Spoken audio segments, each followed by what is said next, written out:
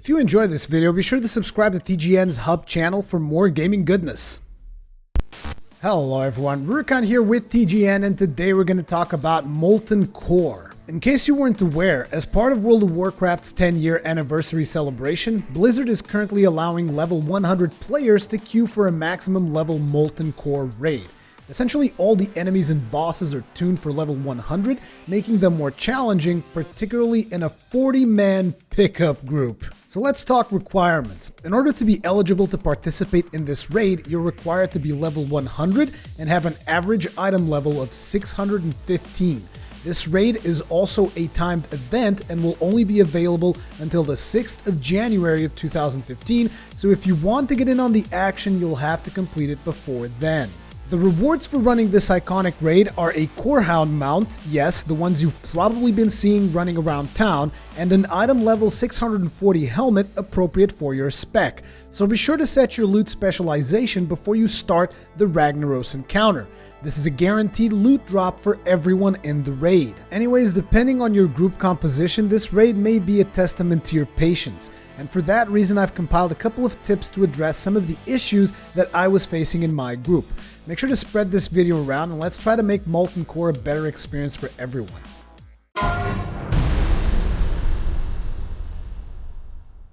Okay, so my first tip will have to be patient. Communicate and respect your peers. This is a 40-man raid. That means there's 40 other people in there with you, and your only means of communication is a chat window. Not everyone will know what is happening, and not everyone will know what to do.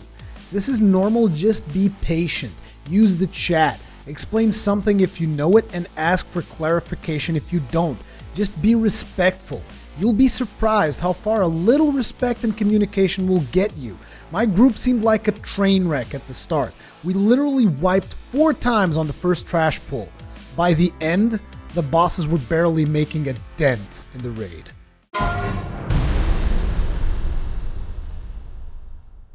A lot of players may have good knowledge of the instance, such as shortcuts, paths to skip bosses, etc.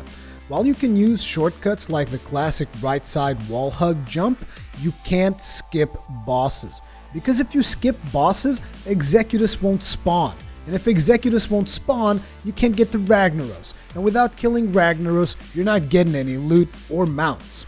And on that note, Ragnaros is the only boss in the instance that actually drops loot. The rest of them just drop gold. And it will most likely not even pay for your repairs.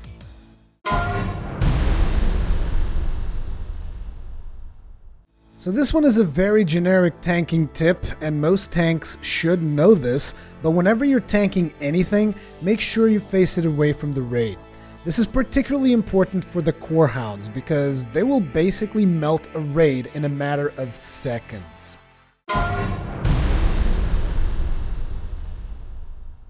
While we're on the topic of melting raids, refrain from running away if things go bad. You think you're running away from anything in this dungeon?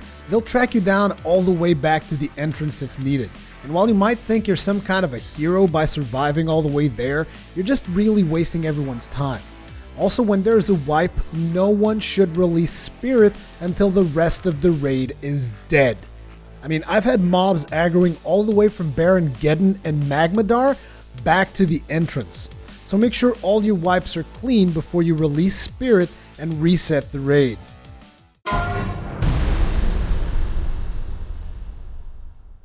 Even though it's going to be very tempting for you to skip certain trash packs, if you're ever in doubt that a trash pack might aggro during a boss fight, kill it. It's better to spend a couple of seconds clearing things up than a couple of minutes running back. In the glorious words of Captain Shack, nuke it from orbit, it's the only way to be sure.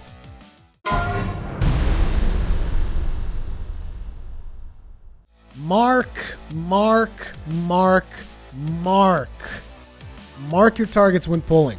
Universally, Skull is the first target to die, Cross is the second target to die. The rest of the marks you can argue about, but at the very least, let's try to have 1 Skull and 1 Cross in each of your pulls to avoid confusion. If your raid is not coordinated, your healers might not be able to keep up with longer fights.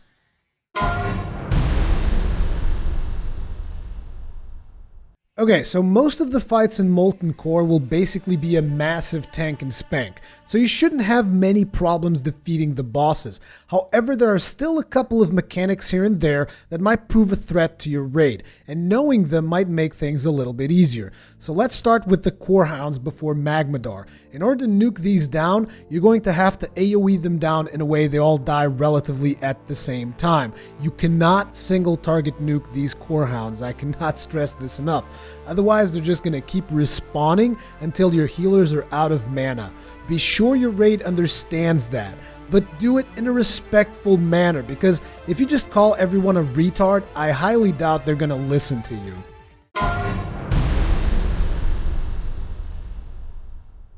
Okay, so on Golemag, off-tank the adds and nuke the boss. The adds aren't going to die while the boss is alive, and also the boss has an armor debuff, so you might have to swap who is tanking the boss throughout the fight. Now, typically in most Molten Core raids, you should have 4 tanks available to you, so there's plenty of room for mistakes, but I mean, if you're a tank, just take a look at whoever is tanking the boss, see if they're taking a little bit more damage than normal, and just taunt the boss off of them for a while, and you should be fine. So this one is really old, and most people will know about it since many raids have succumbed to it. But on Baron Geddon, if you are targeted by the Living Bomb ability, a fire tornado will surround your character, move away from the raid. Otherwise, you're going to explode and deal massive amounts of damage to the raid, and your healers will most likely hate you forever.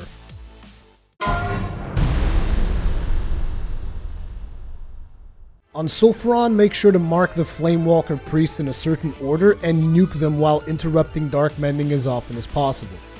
Yeah, it's that simple. If the fight has healers, make sure you kill them. If you feel I missed anything in specific, be sure to point that out in the comment section so that other people can benefit from your knowledge as well as mine.